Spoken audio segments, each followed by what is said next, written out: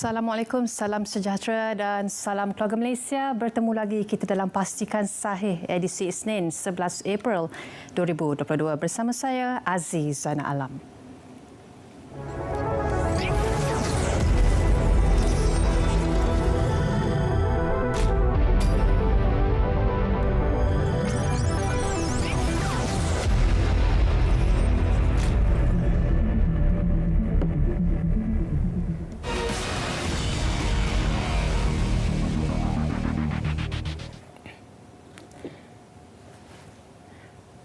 Majlis Keselamatan Negara MKN menghantar pesanan ringkas SMS kepada seluruh keluarga Malaysia mengenai kanak-kanak berusia 5 hingga 11 tahun yang telah divaksin mempunyai kadar sembuh yang lebih cepat dan kurang risiko mendapat MIS-C dan long COVID.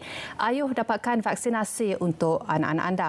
Baik, kita mulakan segmen pertama, Sahih.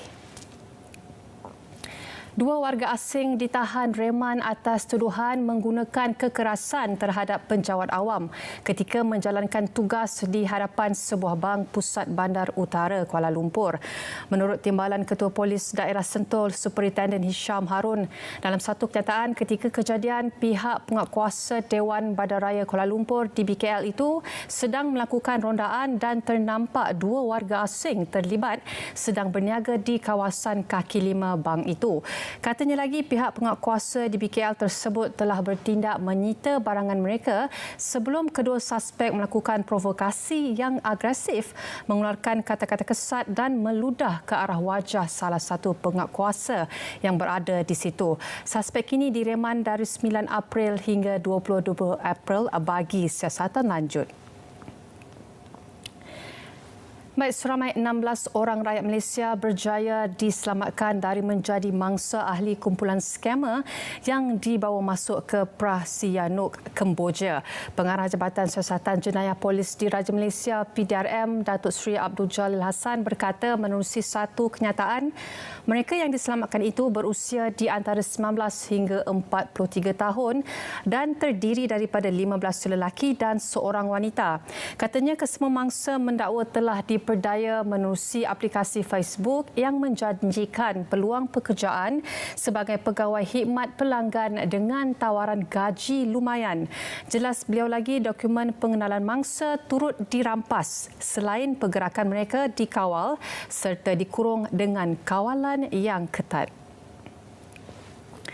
Juga tular satu video berdurasi 14 saat pada 8 April lalu yang memaparkan sebuah kereta polis sedang mengejar sebuah motosikal yang dinaiki 2 individu. Menurut Ketua Polis Daerah Kubang Pasu Superintendent Rozi Abu Hassan menerusi satu kenyataan, ketika kejadian pegawai polis bahagian siasatan dan penguatkuasaan trafik IPD Kubang Pasu sedang melakukan rondaan harian sebelum melihat sebuah motosikal jenis Yamaha Nova LC berwarna merah dinaiki 2 lelaki terbabit tidak memakai topi keledar. Jelas beliau, motosikal terbabit turut melakukan provokasi dengan memotong kenderaan polis di sebelah kiri. Katanya lagi penunggang motosikal tersebut telah diarahkan untuk berhenti namun suspek enggan dengan melarikan diri bersama motosikal tersebut melintasi pembahagi tengah jalan sebelum menuju ke jalan kawasan Bendang berhampiran. Baik, seorang OKT disahkan meninggal dunia selepas didapati tidak sedarkan diri ketika anggota bertugas datang untuk mengedarkan makanan untuk berbuka di sebuah lokap berpusat di Indera Mahkota Kuantan. Pengarah Jabatan Integriti dan Pematuhan Standard PDRM, Datuk Seri Azri Ahmad berkata dalam satu kenyataan, OKT tersebut dihantar bagi menjalani hukuman penjara selama 8 bulan atas kesalahan di bawah Seksyen 15-1 Akta Dadah Berbahaya 1952 dan sebutan kes pada 14 April depan di bawah Seksyen 12-2 Akta yang sama. Azri berkata pada hari kejadian OKT telah diberikan ubat sakit TB pada pukul 4.40 petang sebelum disahkan meninggal dunia dalam jangka masa sejam selepas itu. Menurutnya lagi, pihak USJKT akan menjalankan siasatan berkaitan kes tersebut. Baik, juga tular sebuah video memaparkan seekor anjing sedang ditarik sebuah kereta berwarna putih yang bergerak. Disyaki berlaku di kawasan perumahan Taman Sri Skudai, Johor. Ketua Polis Daerah Johor Bahru Utara ACP Rupiah Abdul Wahid dalam satu kenyataan menegaskan polis berjaya mengesan seorang lelaki dan wanita warga tempatan serta hasil siasatan mendapati kenderaan tersebut adalah milik abang ipar suspek. Jelas Rupiah melalui keterangan anjing tersebut merupakan haiwan peliharaannya yang hilang dan telah ditemui semula di kawasan perumahan suspek. Katanya lagi suspek mendakwa anjing tersebut berada di dalam keadaan kotor dan berkutu serta tidak sesuai dibawa masuk ke dalam kenderaan berkenaan. Menteri di Jabatan Perdana Menteri Hal Ehwal Agama memaklumkan bahawa pihak tabung haji TH akan segera memaklumkan kepada beliau sekiranya kuota haji bagi Malaysia akan diumumkan pihak kerajaan Saudi tidak lama lagi. Jelas Datuk Idris Ahmad melalui satu posting di Facebook, sidang media yang dimaklumkan sebelum ini mengenai komitmen TH yang telah bersedia untuk memastikan kelancaran ibadah haji kepada bakal-bakal jemaah di negara telah pun dipersiapsiagakan. Katanya berita ini benar-benar menggembirakan semua umat Islam yang telah menanti dengan penuh sabar untuk melaksanakan ibadah rukun Islam kelima ini serta jaminan untuk melaksanakan ibadah haji ternyata semakin bersinar dengan pengumuman dari Kerajaan Arab Saudi. Baik, Tentera Laut Diraja Malaysia TLDM telah menggerakkan asetnya bagi membantu menyelamatkan 2 orang awam yang merupakan penyelam rekreasi hampir lemas ketika melaksanakan aktiviti menyelam berhampiran dengan stesen jarak TLDM. Dalam kenyataan kira-kira jam 7.15 petang semalam, anggota TLDM yang sedang bertugas dan melaksanakan rondaan di stesen jarak TLDM telah mengesan 2 orang penyelam yang sedang bergayut kepada sebuah pelampung berwarna merah berhampiran stesen. Tindakan pantas petugas tersebut telah berjaya menyelamatkan kedua-dua mangsa yang dalam keletihan dan mengalami dehidrasi. Mereka seterusnya telah diperiksa dan dilaporkan dalam keadaan stabil serta tidak mengalami sebarang kecederaan. Kedua-dua mangsa tersebut merupakan lelaki warga tempatan masing-masing berusia 34 dan 36 tahun. KD Lekiu yang sedang dalam penugasan op benteng laut dan merupakan aset terhampir dengan lokasi kejadian telah diarahkan untuk memberikan bantuan awal bagi proses pemindahan kedua-dua mangsa tersebut. Baik, ini adalah peringatan mesra dari pihak KPDN HEP. Kenderaan bermotor pendaftaran asing tidak dibenarkan mengisi minyak menggunakan RON 95 dan hanya boleh menggunakan RON 97. Untuk makluman, minyak RON 95 hanya untuk kenderaan yang didaftarkan di Malaysia. Baik, pastikan sahih berehat seketika. Kita kembali lagi selepas ini.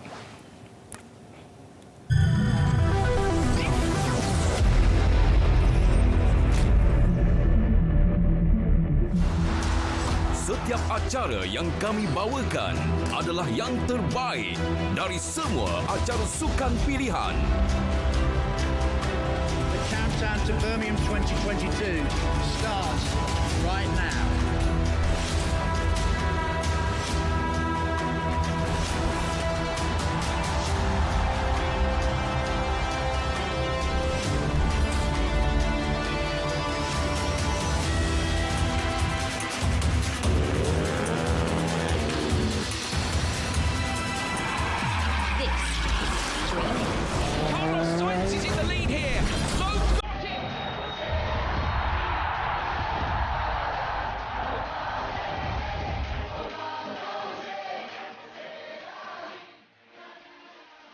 Acara-acara sukan terbaik tersedia untuk anda hanya di RTM.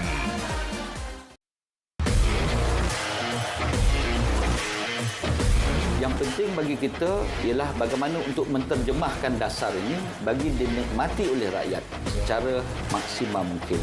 Maka Kementerian Wilayah akan bekerjasama, akan berkolaborasi dengan kementerian lain supaya penyampaian kita, delivery sistem kita, rakyat akan dapat merasai dalam jangka tempoh yang ditentukan oleh pihak kerajaan. Siaran ulangan optik, diskusi mengenai pelan pemulihan negara bersama Yang Berhormat Datuk Seri Jalaluddin Alias, Timbalan Menteri Wilayah Persekutuan, Khamis 4.05 petang di saluran berita RTM, Jumaat 10.30 malam di TV1 dan menerusi rtmklik.rtm.gov.my.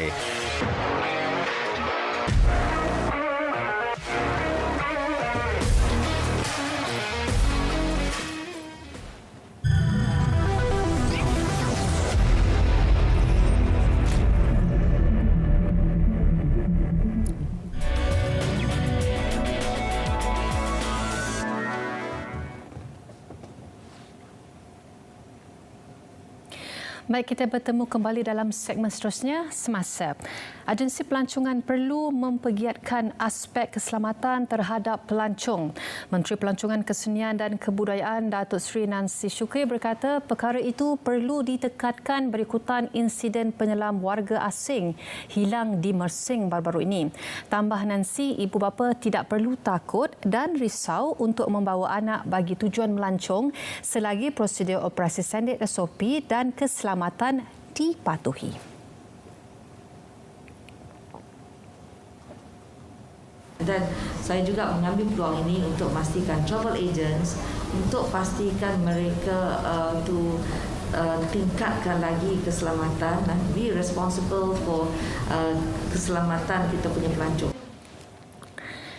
Penganjuran 2 hari pameran Persatuan Ejen Pelancongan dan Pengembaraan Malaysia Mata Fair menerima lebih 20,000 pengunjung. Pengurusi Mata, Datuk Tan Kok Leang berkata pameran kali ini dilihat lebih fokus kepada mempromosi pelancongan domestik sekaligus membantu pemain industri pelancongan menjana semula pendapatan.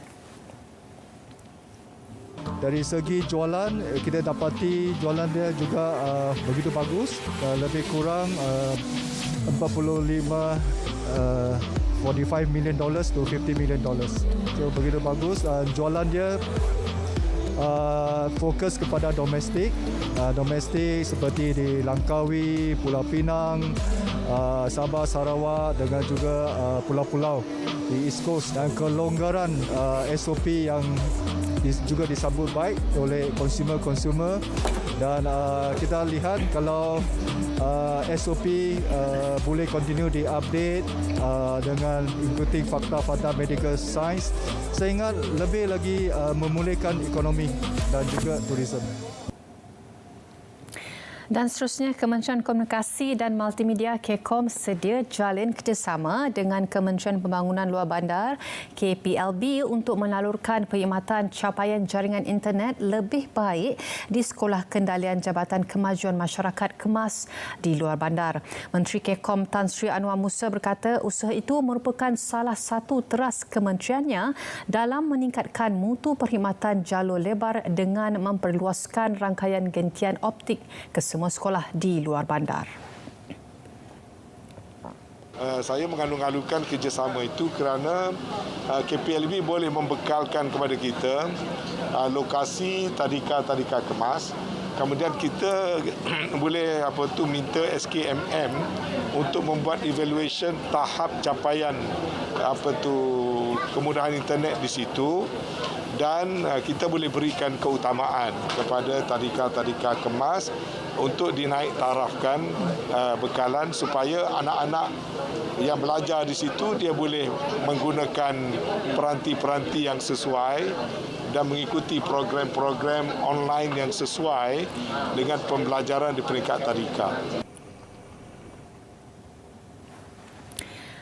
Persatuan Agensi Pelancongan Umrah dan Haji Papua menjangkakan lebih ramai yang akan menggunakan pakej yang ditawarkan TH berbanding swasta jika kosnya meningkat lebih RM25,000. Presidennya Datuk Seri Razali Muhammad Shah berkata ini berikutan kosnya mungkin akan menjadi lebih tinggi sekiranya menggunakan khidmat agensi pelancongan swasta pada musim haji. Peningkatan itu mengambil kira kenaikan cukai tambah nilai VAT daripada 5% kepada 15% dan beberapa caj perkhidmatan tambahan lain. Maklum, kos untuk melakukan harga tahun ini telah meningkat. Peningkatan itu adalah disebabkan oleh cukai-cukai tambahan yang dikenakan oleh Arab Saudi, kos bilik yang bertambah kerana banyak yang ditutup, dan juga SOP-SOP yang dikenakan untuk jemaah kita di Saudi. Dan Papua akur akan kenaikan tersebut kerana ia itu kos memang yang perlu dibayar, tetapi ianya akan membebankan jemaah sendiri. Dan saya rasa pada tahun ini kebanyakan jemaah akan mengikut tabung haji melalui muasasahnya, yang mana kos kalau ikut yang lama tu RM9,000 lebih atau RM10,000. Mungkin kos tahun ni mungkin ada sikit peningkatan dan sebagainya. Dan kalau ikut buat di swasta mungkin kos akan menjangkau sampai RM50,000-60,000. Jadi saya rasa tahun ni ramai yang akan pergi dengan pakej tabung haji. Dan kalau kita tengok kebiasaannya, mereka yang pergi melalui pakej swasta yang sudah lingkungan dalam 25%, mungkin tahun ini akan berkurangan dengan peningkatan kos yang dikenakan di Saudi. Dan kita berharap jugalah kalau boleh tabung haji try to maintain harga yang lama lah. Majlis Agama Islam dan Adat Melayu Terengganu MAIDA memperuntukkan RM12.5 juta untuk membantu meringankan beban golongan memerlukan sempena Ramadan. Ia melibatkan 21,187 penerima yang layak di Terengganu. Yang di-Pertua MAIMAM, Datuk Syekh Hairun Syekh Ismail berkata, seramai 19,042 ketua isi rumah KIR golongan miskin dan 2,145 fakir menerima bantuan antara RM500 hingga RM700. Kita bagi ini untuk sambut Ramadan sebenarnya, bukan untuk sambut Syawal.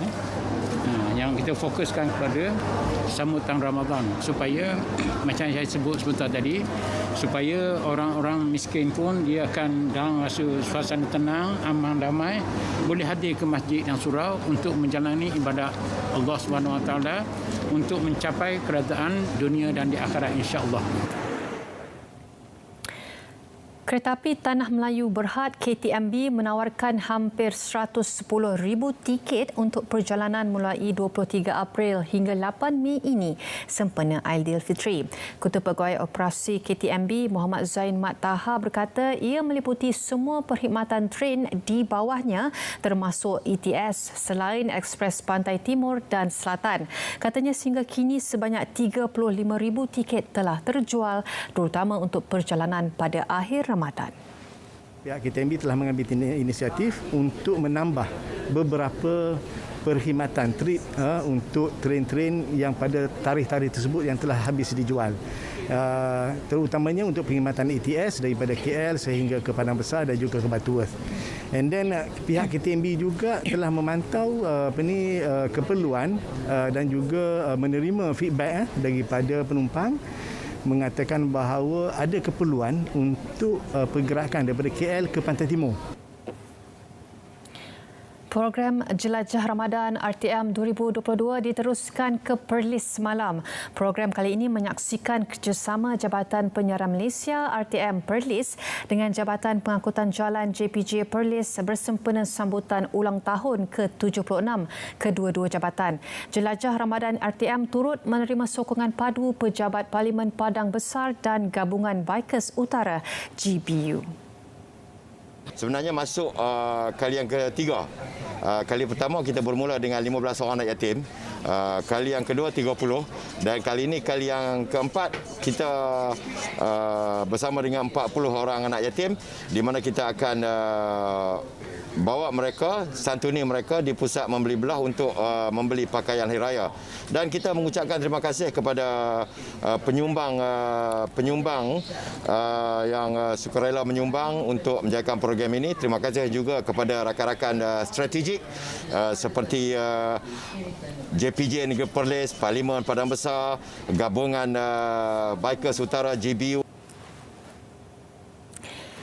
Golongan belia berusia 18 hingga 20 tahun dan pelajar sepenuh masa di Institut Pengajian Tinggi IPT tempatan yang layak boleh mendaftar untuk menerima RM150 dalam bentuk kredit e-tunai di bawah program e-Pemula melalui hari ini. Kementerian Kewangan MOF dalam kenyataannya memaklumkan kredit e-tunai tersebut adalah melalui satu daripada 4 penyedia perkhidmatan iaitu BigPay, GrabPay, ShopeePay dan Touch 'n Go e-Wallet. Pendaftaran boleh dibuat menerusi salah satu penyedia perkhidmatan e-tunai iaitu BigPay, GrabPay, ShopeePay dan Touch 'n Go e-Wallet yang turut menyediakan beberapa insentif tambahan. Antaranya cashback, voucher, mata terkumpul dan coins. Tempoh pendaftaran dan tuntutan dibuka hingga 1 Jun depan. Manakala kredit e-Pemula serta manfaat padanan dari penyedia perkhidmatan e-tunai terlibat boleh dibelanjakan hingga 10 Jun.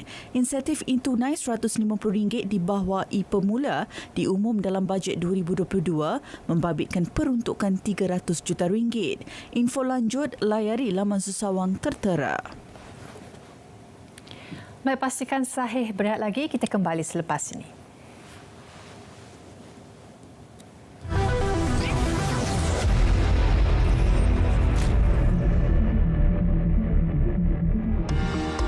Kira pembukaan sempadan penduduk negara dan fasa peralihan ke endemik, kita percaya Malaysia dan Qatar perlu mengambil peluang untuk mengukuhkan lagi kerjasama dua hala dalam pelbagai bidang, khususnya dalam industri halal, makanan, perbankan Islam, tenaga boleh baru ataupun renewable energy serta minyak dan gas.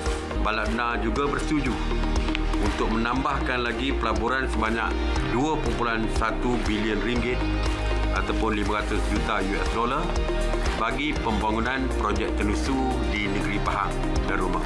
Agriko telah mengemukakan cadangan antara lainnya untuk menumbuhkan kilang penapisan minyak sawit di Malaysia untuk dieksport ke Qatar, seterusnya menjadikan Malaysia sebagai hub pengedaran minyak sawit ke rantau Asia.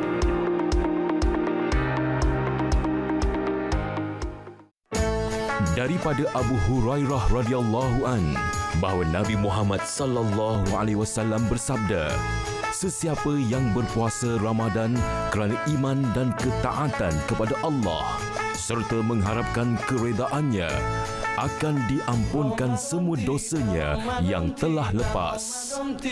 Selamat menjalankan ibadah pada bulan Ramadan 1443 Hijriah daripada kami di RTM. RTM, teman setia anda. Seluruh negara di ASEAN ini mempunyai penduduk yang boleh bertutur bahasa Melayu. Jadi tidak ada sebab kenapa kita tidak boleh menjadikan bahasa Melayu sebagai salah satu bahasa ASEAN. Kita akan menyelaraskan perkara ini. Saya akan berbincang dengan pemimpin-pemimpin negara ASEAN, terutamanya yang telah pun menggunakan bahasa Melayu. Saya akan bincang mereka supaya bersetuju untuk menjadikan bahasa Melayu sebagai bahasa kedua ASEAN, dan selepas itu akan berbincang dengan pemimpin-pemimpin negara-negara lain yang mempunyai penduduk yang menggunakan bahasa Melayu.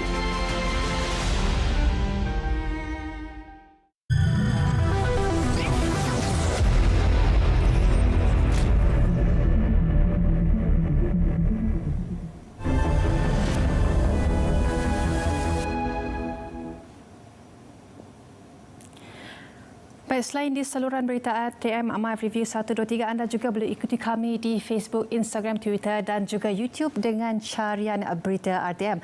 Baik, kita teruskan ke segmen seterusnya, notifikasi. Dan jangan lupa untuk saksikan Bicara Naratif dengan tajuk Gaji Minimum dan MOU PDI Malaysia Indonesia. Siapa terpalit? Bersama dengan Yang Berhormat Datuk Seri M. Saravanan iaitu Menteri Sumber Manusia malam ini jam 9 malam. Baik, permohonan pakej peranti siswa keluarga Malaysia bagi pelajar IPT daripada golongan B40 dibuka melalui 15 April ini, dan ini adalah daripada Menteri Komunikasi dan Multimedia Tan Sri Anwar Musa. Baik, e-daftar anda boleh masuk atau layari mytax.hasil.gov.my dan mungkin anda tertanya-tanya apakah kod-kod yang tertera di situ. Bagi pengetahuan anda, SG adalah pendaftaran individu ataupun pengajian, OG pula adalah pendaftaran individu bagi perniagaan dan C adalah pendaftaran syarikat, E pula pendaftaran bagi majikan, D pendaftaran perkongsian, PT pendaftaran perkongsian liability terhad, lain-lain pendaftaran secara manual. SG dan OG, nombor cukai pendapatan anda akan diterima serta-merta bagi pendaftaran menggunakan nombor kad pengenalan baru. Nombor cukai pendapatan anda akan diperoleh dalam tempoh 3 hari bekerja selepas permohonan dibuat secara dalam talian dan semak status permohonan anda menggunakan nombor permohonan yang diberikan. Baik, waktu operasi Pusat Pendermaan Darah status Pusat Darah Negara Ramadan 2022 bersama dengan 1443 Hijrah. Pusat Darah Negara Jalan Tun Razak dari Isnin hingga Jumaat 7.30 pagi hingga 9 malam, Sabtu hingga Ahad, dan cuti umum 8 pagi hingga 4 petang. Penderma aferesis diminta untuk hadir menderma darah sebelum jam 8 malam. Dan juga di PDN Donation Suite Amid Valley Mega Mall Level 3 Mezain sebelah Daiso Japan setiap hari dari 10 pagi hingga 9 malam. Dan juga di Suite Derma Darah Puspanita Presin 10 Putrajaya juga setiap hari 2 petang hingga 8.30 malam. Dan yang terakhir, Pusat Komuniti St. John Ambulance Malaysia Satuan Utama Shopping Centre Basement 2 New Wing setiap hari 10 pagi hingga 7 malam. Dan pendaftaran terakhir pada jam 6.15 petang. Penderma darah beragama Islam boleh menderma selepas berbuka puasa dan penderma bukan Islam dimohon untuk hadir menderma sepanjang bulan Ramadan ini. Baik, Kasih Asnaf Zero Hunger daripada Majlis Agama Islam Wilayah Persekutuan. Saya penerima bantuan kewangan bulanan MAWIP. Apakah dan bagaimana nak dapatkan MAWIP Kasih Asnaf Zero Hunger ini? Bermula 11 April 2022, anda perlu hadir ke Pusat Agihan Zakat MAWIP Plaza berdekatan anda, iaitu di Plaza Wilayah Persekutuan Putrajaya, juga di Plaza Wilayah Persekutuan Kuala Lumpur, kaunter MAWIP Labuan Ujiana Kewangan, dan kaunter MAWIP Semakan dan Kemaskini penerima kemaskini. Nombor telefon pemilik akaun BUS dan juga akaun BUS, muat turun aplikasi BUS, daftar akaun BUS dan membuat pengesahan identiti. Selesai, anda boleh mohon. Baik, sekian sahaja daripada kami di Pastikan Sahih. Jangan lupa temu janji kita setiap Isnin hingga Jumaat jam 3.30 petang dan juga temu janji bersama Hafiz Dawson esok jam 3.30 petang. Dengan itu, saya Aziz Zana Alam. Assalamualaikum. Salam keluarga Malaysia.